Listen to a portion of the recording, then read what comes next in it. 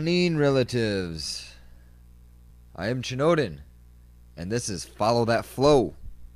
And just want to take a second and say, just want to send blessings of love and light to all you out there in the four directions, all the spirits out there.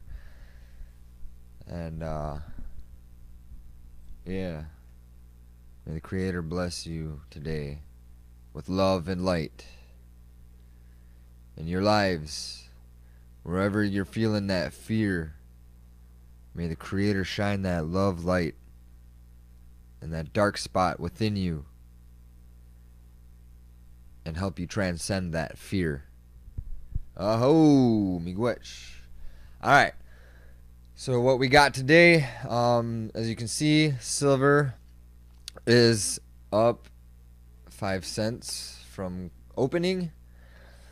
16.28. Gold is 12.23.71, up $4.70.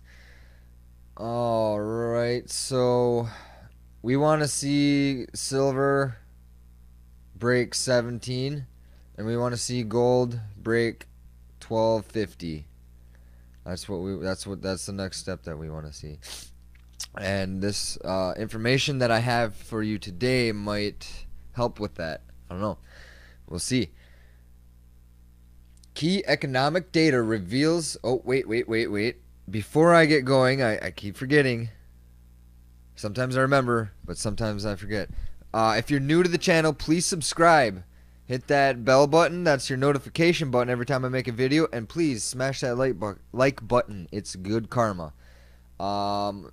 Also, I have all my links in the description. There should be videos and whatnot. I know I haven't really had a chance to do a lot of research this morning, but yeah, I'll make another video. I got something else in store as well. So also all the social media platforms that I'm on, Steemit.com. Oh man, that's a powerful tool for us as content creators. So definitely follow me on Steemit. Thanks Currency365 for that awesome, like, that's ish. I'm gonna have another video. I'm gonna go through the FAQ.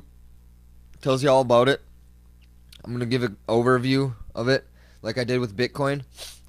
And the Steemit actually has its own cryptocurrency, and it's a social media platform and like a YouTube video sharing. It's a blog. I don't know. It's really cool, man. It's in the beta stages yet. I'm also part of BitChute. BitChute is a peer-to-peer, like a video platform, or like a video content platform. Oh, there's a lot of cool stuff coming out. There's Infogalactic. It's like Wikipedia, but actually true information that's not dictated by... Well, if you go back and watch my episode on the Pseudo Skeptics Revealed, actually I haven't put that one out on Steemit just yet, but I will. I got a bunch of videos to share on Steemit yet, including these new ones. So I'm trying to space them out so people don't get overwhelmed. But it's nice for them to have a bunch of content, but I mean, I don't know. I don't know. I get the value of keeping your videos short, but there's just, I mean, in this realm, there's just so much. It's ridiculous. So, also, if you go to my Patreon, which also all these links are in the description. If you go to Patreon, go to my Patreon. I'm going to be having exclusive content that can only be found there. That, you know, my patrons, you know, you get, you know, you pay a certain amount and you get exclusive content. Say like when I start doing all my pre-pro for my music and stuff, like I just shared a video on Steemit, and that actually made me quite a bit back. Like, that's awesome to see that I can gain some kind of revenue off of the content that I create and that I share. My video has done pretty awesomely so far, and it's gotten way more views than on YouTube, so That's that's cool. Um, what else? Oh yeah, so the exclusive content on Patreon. Say like I'm recording and stuff. I'm going to be video recording the process of me actually recording all these songs. Um, so it's gonna have exclusive content like that. Some really cool like uh I don't know, like video lessons, guitar lessons. Um, I think I'm gonna have my show, the bigger picture, on there, and then that'll be my paid program, my paid show, and then basically that'll be the one that it's not gonna be for a while yet, but uh, it just depends on I don't know, slow and steady, keep it rocking, right? So yeah, there's all that. My paying crypto ads, my paying crypto ads, my paying crypto ads, and my paying ads, BTC clicks, all good sources of revenue for us content creators who just want to sit and make videos all day. Okay, so let's continue on with this. Key economic data reveals a recession has begun. If loan origination continues to fall off like this, it will likely, and it likely will. Bank earnings will plunge, but it gets worse. From PM Fund Manager Dave Kranzler. Goldman Sachs net income declined 42% from 2009 to 2016. Many of you reading this were aware of that fact, or how many of you reading this were aware of that fact? I kind of was, a little bit here and there, hearing it, but not like, I didn't know that from 2009 to 2016 it was 42%. I knew they were declining, but wow, that's pretty, what is that, 7 years, 42%. Yet, GS stock price closed today 36% above its 2000 year-end closing price. Wow.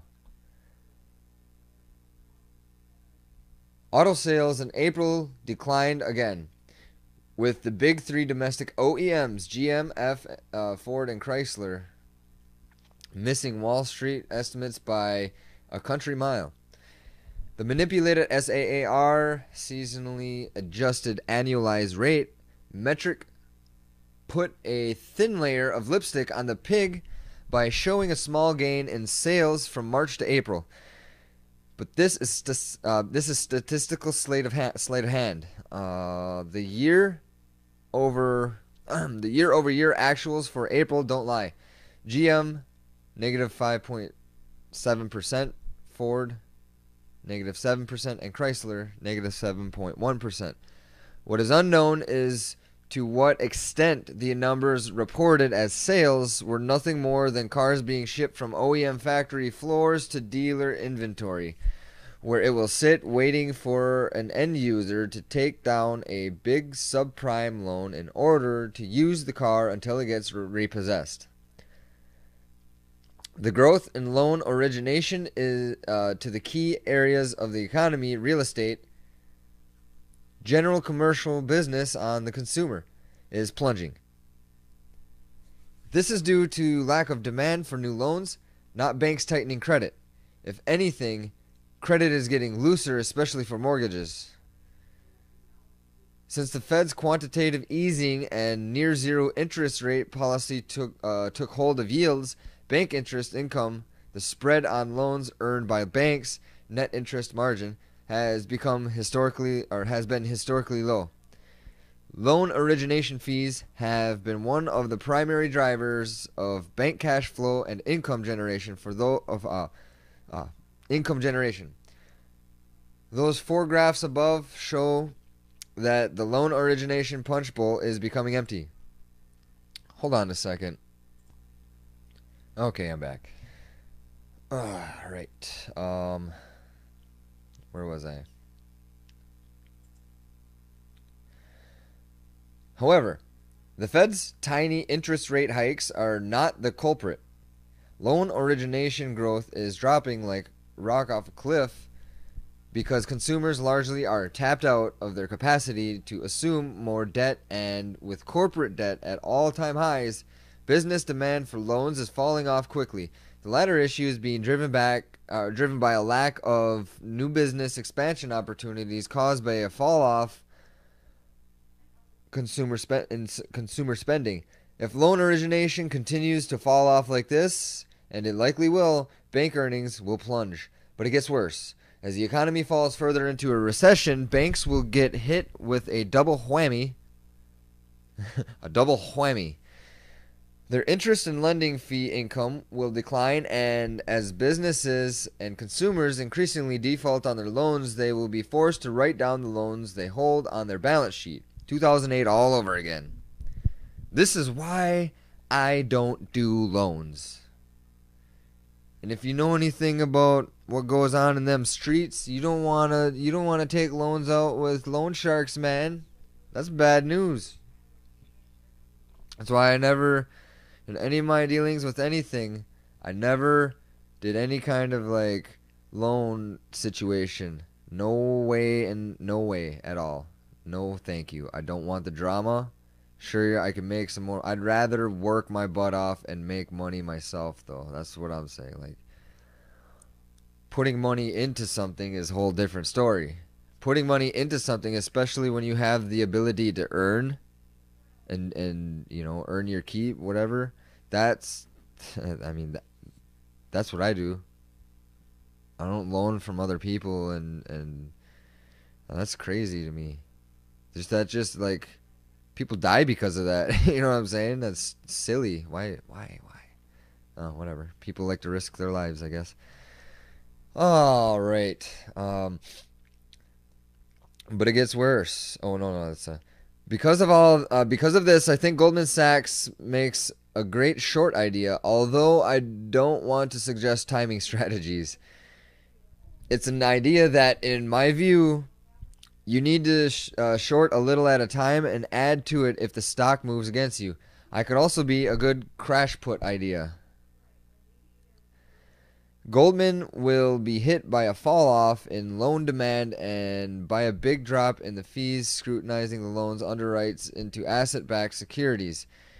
In addition, GS face an even bigger drop in the fees from structuring and selling OTC hedge derivatives to buyers of Goldman Sachs unwritten loans and ABS.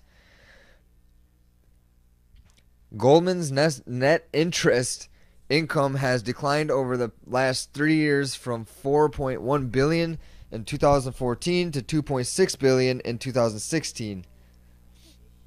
This is a 36.5% drop. To give you an idea of the degree to which bank net interest income has dropped since the great financial crisis, in its fiscal year 2009, Goldman's net interest income was $7.4 billion. That's a 64% drop over the time period. In FY 2009, Goldman's net income was $12.2 billion. In 2016, GS net income was $7.1 billion as 42% decline.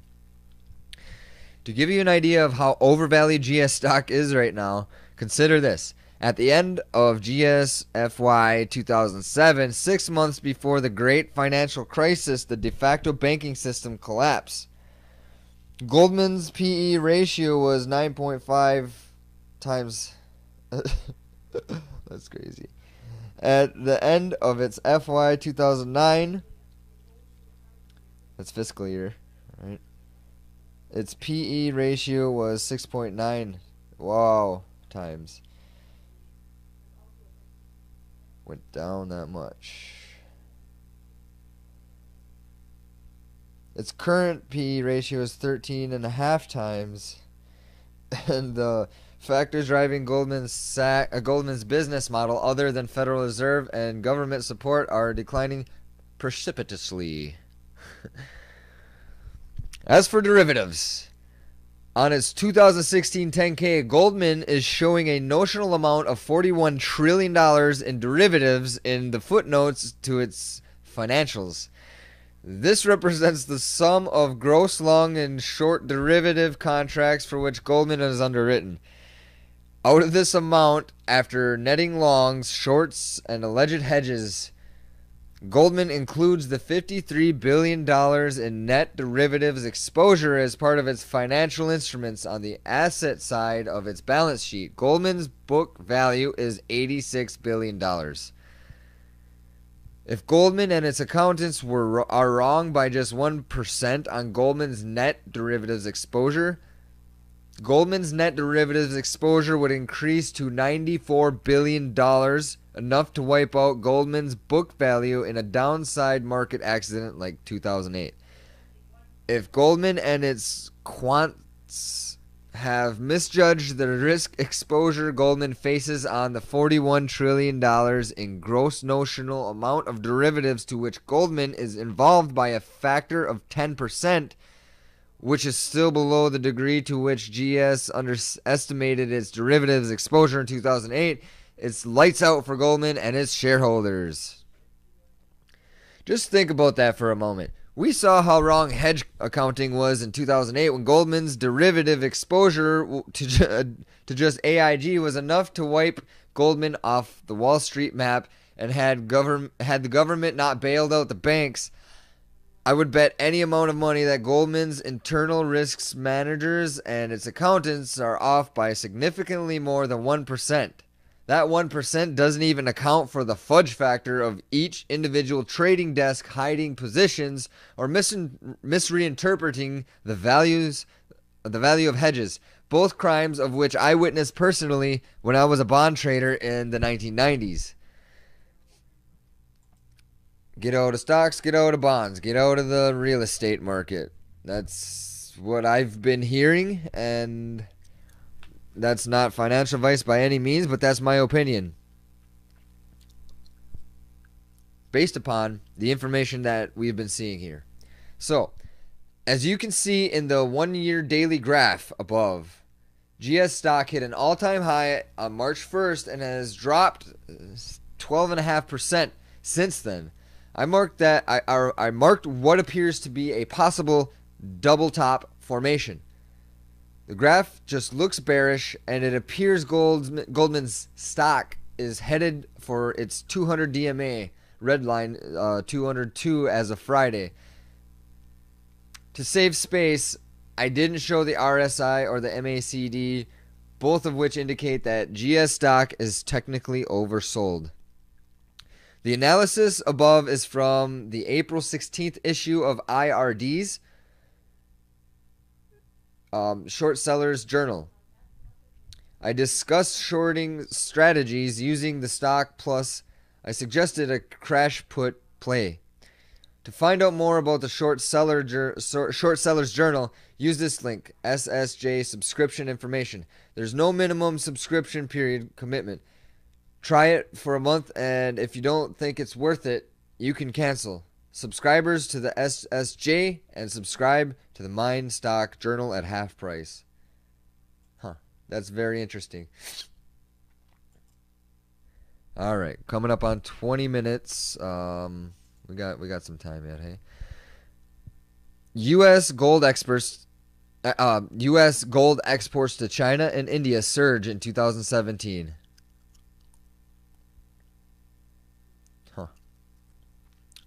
Sure. Wait, when did this come out? Today?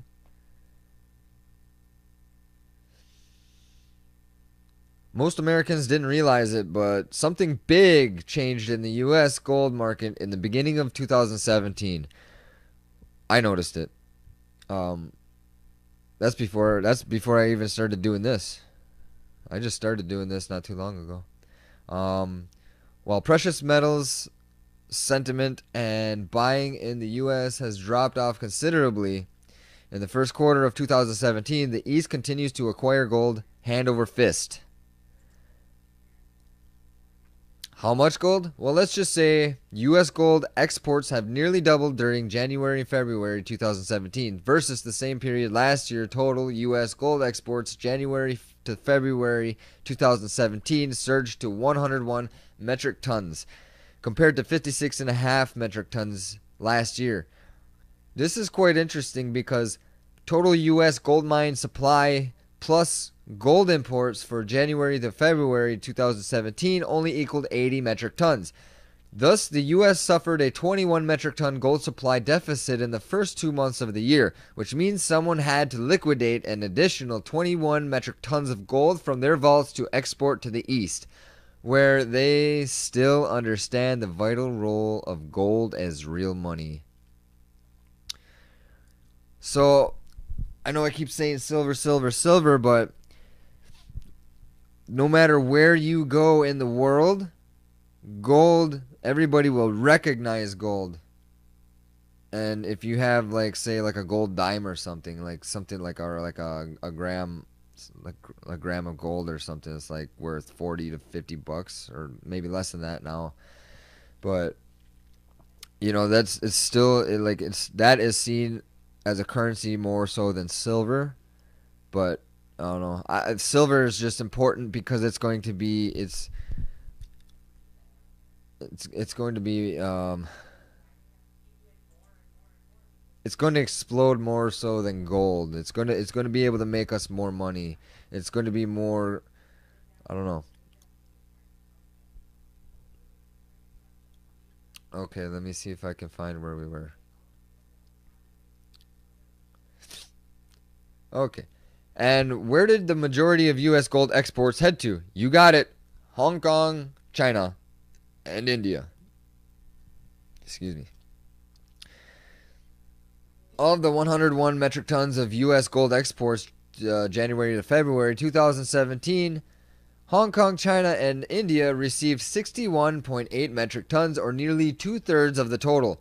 Switzerland received 28 metric tons, UK imported 5.6 metric tons, and the UAE acquired 3.3 metric tons. The remaining 2.3 metric tons went to various countries such as Germany, Canada, and Mexico. What is also quite interesting is that the majority of the year-over-year increase went to Hong Kong, China, and India. U.S. gold exports to Hong Kong, China, and India doubled from 31 metric tons during January-February 2016 to 61.8 metric tons it pretty much doubled. Same time this year. What does all that mean? It means as U.S. precious metals investors continue to bicker, complain, bellyache, and whine about the low gold price, the Chinese and Indians smile as they continue to exchange increasing worthless fiat money for shiny yellow metal. Matter of fact, I have heard from several sources that many precious metals investors in the U.S. are selling gold into the market. This has to be one of the stupidest things to do, of course. If a person needs to sell gold to purchase something or pay for bills, that is understandable, but to sell gold because of low market sentiment goes against all sound reasoning and logic to own gold. People need to realize the U.S. and global financial economic system are in the biggest bubble in history. The biggest bubble in history. The biggest bubble in history. I showed that on an episode. The episode that I talk about the stocks and the bonds and the real estate markets being ridiculous bubbles, and I show it through the charts on the websites that we're looking at. So to sell one's gold insurance at this time makes me wonder what the HELL happened to IQs recently. The chemtrails. The GMO food, fast food, that's what's happening to the IQs. All these toxic heavy metals are being introduced into our system and short-circuiting our neurons. That's why it's important to clean your water, eat fresh, raw diet of organic stuff, GMO-free, and you want, anything that you do or put into your body, You want it to be as natural and as organic and pesticide free as possible. You don't want any of that stuff in your body because the pesticides are doing some crazy damage. Especially the neurotoxins. What did I just say? All these things getting in your system and short-circuiting your neurons. Neurotoxin. Okay, spider spray that I had to do for the company that I worked for up until recently, cleaning windows. They used a powerful neurotoxin. What does it do? It shuts the neuro system of the spider. It shuts it down. The nervous system, right? They walk across it, get it on their feet, and they just shrivel up and die. Well, it does the same to us and all the other animals out there too. You have to be licensed to spray it. And they just they need to ban pesticides. They really do. They really do need to ban pesticides because once you become a certified licensed applicator, then you read through all the information and it's just disgusting what this stuff does and how it's being used. And there's I don't know. It's crazy. It just kind of sickens me. Okay, from Shift Gold.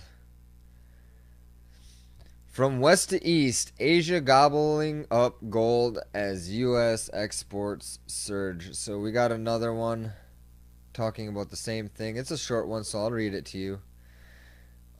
Pretty much saying the same thing, but let's hear this guy's perspective. This is why I do this, because I like hearing other people's perspectives. See, and this I'm gonna do a video on this. This is a thing that our society has been brainwashed to do. Okay. When I was young, the importance of letting other people speak until they are finished speaking is the most important thing that we can do for each other.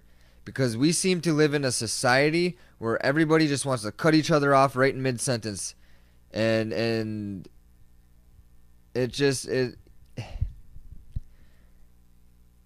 to be able to sit and listen to somebody all the way through, that is respect. That is, the most respect that you can give somebody. And if you're just going to cut them off mid-sentence, I mean, I understand that you have ideas that come up in mid-sentence, but let that person speak completely. Because a lot of times I use something to get to another point, and by the time I get done explaining the first point that I'm explaining to get to the other point, somebody else will cut me off and assume that I am done speaking on what I want to say, basically not letting me say what I actually wanted to say. Because I use a lot of situations to explain other situations, to lead into to give somebody a perspective, on how it got there and then how we have to move on from here, because that's how you solve problems. You got to figure out how it got there, how the problem came into existence, and then you got to analyze the solutions to the problem and then move forward. That's man, it's so simple.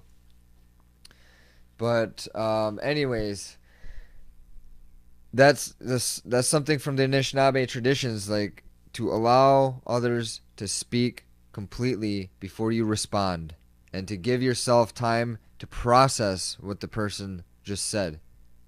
That's respect. So, gold exports from the U.S. nearly doubled in the first 2 months of 2017 compared to last year. Where is all of this gold going? Most of it is heading east. Total U.S. gold exports in the first 2 months of 2017 totaled 101 tons. That compares with 56.5 metric tons in 2016. Nearly 2/3 of the gold flowing out of the U.S. ended up in Asia. China and Hong Kong imported 51 tons of U.S. gold, and India gobbled up another 10.8 tons. Switzerland was the leading non-Asian purchaser of U.S. gold, importing 28 tons. England imported 5.6 tons of gold, and UAE took in 3.3. Remaining U.S. gold exports went to countries such as Germany, Canada, and Mexico. To put things into perspective, gold exports to China, Hong Kong, and India doubled in the first 2 months of 2017 compared to the same period the previous year. All of the gold flowing out of the U.S. is helping feed a growing Asian appetite for gold. The yellow metal has steadily migrated from west to the east over the last few years, with China becoming a more and more dominant player in the world gold market. As we reported last week, gold consumption shot up in China during the first quarter of 2017, rising a healthy 14.73%. Chinese investors are buying gold bars at a torrid rate. The country's appetite helped drive global demand for physical gold up 9% in the first quarter of 2016. Meanwhile, Indians bought more 23 tons of gold in a single day during the Akshay Tritiya. Nityananda. I think he did that too. Was it, According to a report on livemint.com, quoting an unnamed source familiar with provisional data from the finance ministry, India's gold imports quadrupled in April, jumping from 22.2 tons to 98.3 tons year on year. Meanwhile, the U.S. is running a gold deficit. Mine output and imports of gold into the U.S. in January and February totaled just 80 tons. In other words, the U.S. gold market faced a deficit of 21 tons through the first 2 months of this year. As analyst Steve St. Angelo put it, someone had to liquidate an additional 21 tons of gold from their vaults to export to the East, where they still understand the vital role of gold as real money. Same thing as what the other article said, so there you have it. Alright, so that is it for this episode. Again, if you're new to the channel, please subscribe, hit that like button, and the notification button. Also, all the links are in the description. I put those there for you guys to go check out and inform yourselves. Also, there's My Paying Crypto Ads. If you want to sign up under me, I have a tutorial. I think it's episode 23. Go check out Follow That Flow, episode 23. It has a picture of Bitcoin hitting 1,500 back when it hit 1,500. So I actually caught that. I have an image before it did it, and then I have an image when it hit it. So that was pretty cool. And then My Paying Ads, definitely go check out Steemit. I am going to do a video, the FAQ, the overview of Steemit is going to be great. As Donald Trump always says, it's going to be great. So yeah, yeah, I think that's it for this episode. So follow that flow. I am Chinoden. Peace.